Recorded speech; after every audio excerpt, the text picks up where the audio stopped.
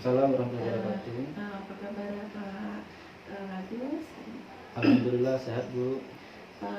Terima kasih Pak sebelumnya saya ucapkan karena menyempatkan waktu pada hari ini untuk wawancara memenuhi tugas saya sebagai guru penggerak.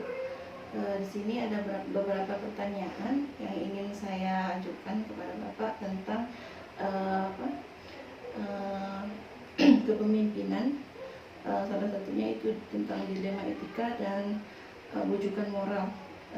Di sini ada pertanyaan yang pertama yang saya ajukan, selama Bapak memimpin, bagaimana cara Bapak dalam mengidentifikasi kasus-kasus yang terjadi di sekolah seperti kasus dilema etika atau bujukan moral? Selama saya memimpin kepala sekolah, ada beberapa hal kasus yang saya jumpai, baik itu kasus dilema etika maupun bujukan moral. Nah, yang saya lakukan di dalam menangani kasus tersebut, ada beberapa langkah atau tahapan yang saya lakukan, yaitu diantaranya adalah mengidentifikasi kasus-kasus yang terjadi, Bu. Nah, dengan melakukan mengidentifikasi berupa pengamatan, melihat fakta-fakta di lapangan, latar belakang kasus, nah saya bisa mendapat informasi yang lebih jelas ya terhadap kasus tersebut, sehingga saya bisa mencari tahu kebenaran kasus tersebut, sehingga saya bisa membuat suatu kebijakan dalam memutuskan permasalahan tersebut, Bu. Ya, luar biasa ya Pak. Selanjutnya, selama Bapak memimpin, bagaimana cara Bapak menjalankan pengambilan keputusan di sekolah, terutama pada kasus-kasus yang mengandung dua kepentingan, sama-sama benar atau sama-sama mengandung nilai kebajikan? Baik, dalam menangani kasus-kasus tersebut, Bu, yang mengandung dua kepentingan tadi, sama-sama benar, ini diambil suatu cara atau langkah dalam mengambil keputusan tersebut dengan cara itu tidak merugikan pihak sekolah, Bu. Karena apa? Karena di dalam mengambil keputusan, ya apabila itu salah cara pengambilan keputusan, tentu akan merugikan pihak sekolah juga nantinya. Oleh karena itu, di dalam mengambil keputusan tersebut harus bijaksana dan harus menguntungkan kedua pihak. Itu, Bu. Luar biasa Pak Agus. Selanjutnya, langkah-langkah apa yang Bapak lakukan dalam pengambilan keputusan tersebut? Nah, dalam mengambil keputusan tersebut ada beberapa langkah yang saya lakukan, yaitu salah satunya dengan cara menganalisis kebermanfaatan dan keuntungan bagi sekolah di dalam mengambil keputusan tersebut, Bu. Adakah hal-hal yang menurut Bapak yang efektif dalam pengambilan keputusan pada kasus-kasus yang Bapak selesaikan seperti itu? Ya, Bu. Adapun hal-hal yang saya anggap efektif dalam pengambilan keputusan itu adalah dengan memutuskan sendiri apa yang baik untuk sekolah dengan tidak melibatkan siapapun, karena kepala sekolah ini adalah yang paling bertanggung jawab untuk segala kasus di sekolah.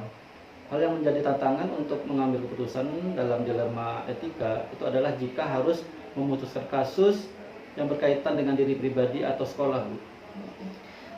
Baik Pak Agus, ini satu lagi mungkin di luar dari ini, kira-kira menurut Bapak adakah sesuatu ataupun seseorang yang menurut Bapak menjadi pendukung Bapak untuk mengambil sebuah keputusan?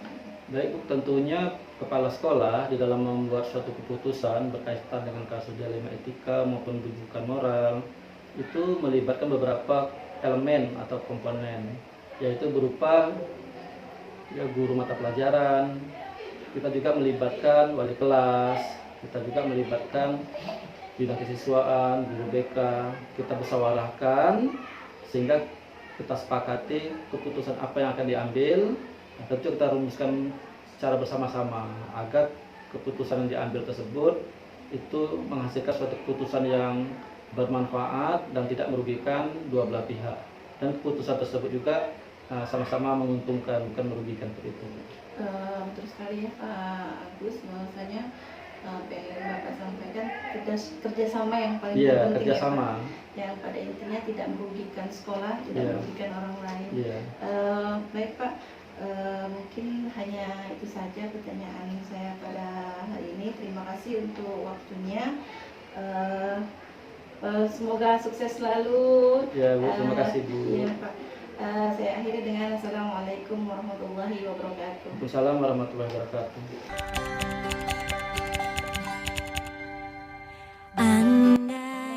Assalamualaikum warahmatullahi wabarakatuh. Apa kabar Pak Dedi? Baik Pak, terima kasih sudah menerima kedatangan saya pada kesempatan kali ini. Saya akan memenuhi tugas guru penggerak di modul 3.1. Di situ ada tugas untuk mewawancara kepala sekolah. Alhamdulillah pada hari ini saya diberi kesempatan untuk mewawancarai Bapak Kepala Sekolah SMP Negeri 2 Moro. Sebelumnya kira-kira menurut Bapak kedatangan saya ini mengganggu atau tidak. Ya Pak.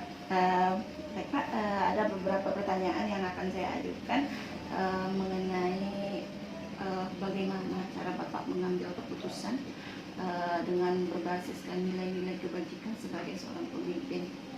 Ya, Pak. Baik Pak, yang pertanyaan pertama, selama ini ya, selama Bapak menjadi kepala sekolah, bagaimana cara Bapak mengenal atau mengidentifikasi masalah, mana yang masalah dilema etika, mana yang masalah bujukan moral? Bagaimana cara Bapak mengidentifikasi itu? Dilema etika ya. Iya. Jadi dilema etika itu saya mengidentifikasinya dengan mencari tahu duduk persoalannya, terus menelusuri masalahnya itu sampai di mana dengan berkomunikasi, bersinergi dengan para pendidik di sini dan tenaga pendidik juga dan orang-orang yang tergabung di dalam keluarga besar ini. Setelah itu saya lakukan musyawarah untuk mencapai mufakat sehingga masalah yang ada bisa terselesaikan dengan baik sehingga semua pihak merasa nyaman dan merasa ada keberpihakan kepada yang sehingga masalah yang yang dihadapi ini terselesaikan dengan demikian baiknya. Luar biasa Pak ya. Benar sekali ya Pak ya, dalam kita yang namanya satu instansi atau yang dikatakan Bapak kerjasama itu yang paling penting, kolaborasi yang paling penting. Luar biasa Bapak. Seterusnya Pak, tadi kan sudah berkolaborasi dengan guru-guru atau warga sekolah itu.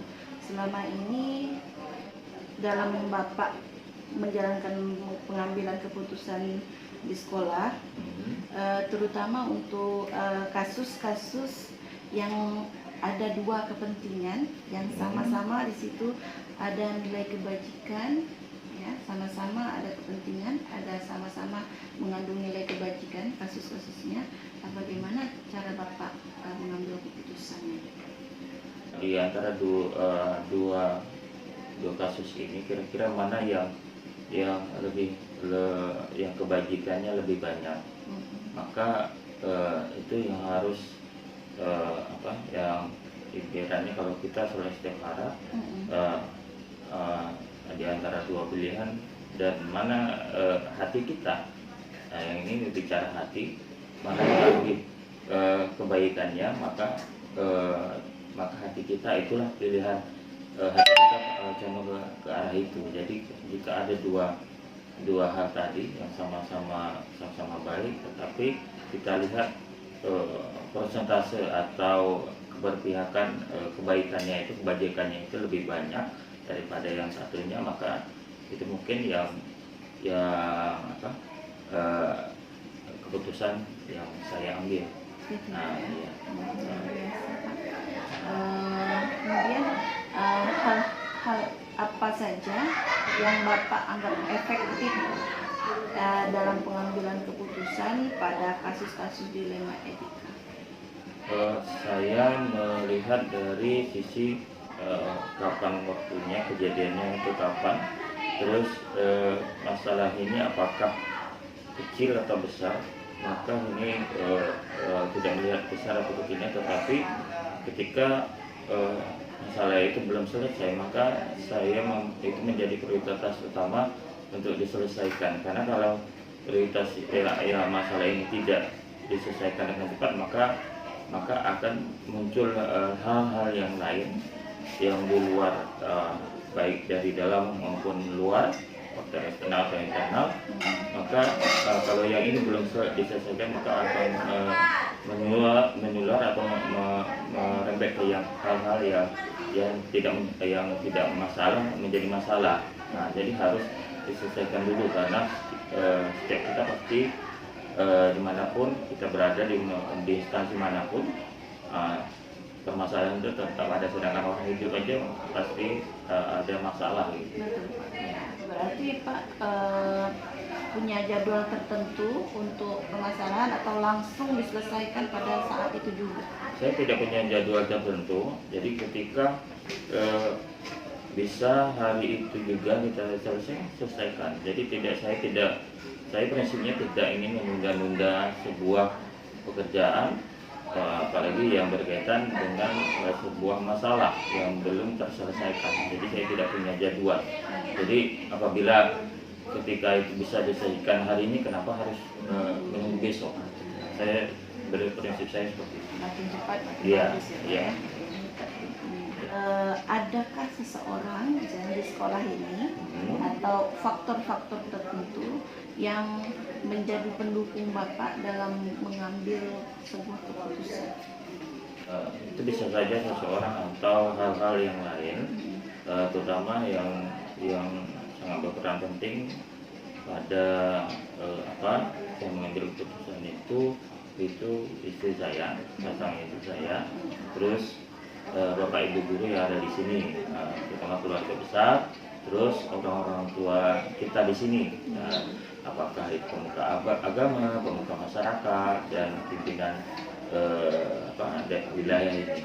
Berarti kita tetap bersinergi. Iya, karena kita adalah makhluk sosial, oleh bermasyarakat, dan kita tidak bisa hidup sendirian. Betul.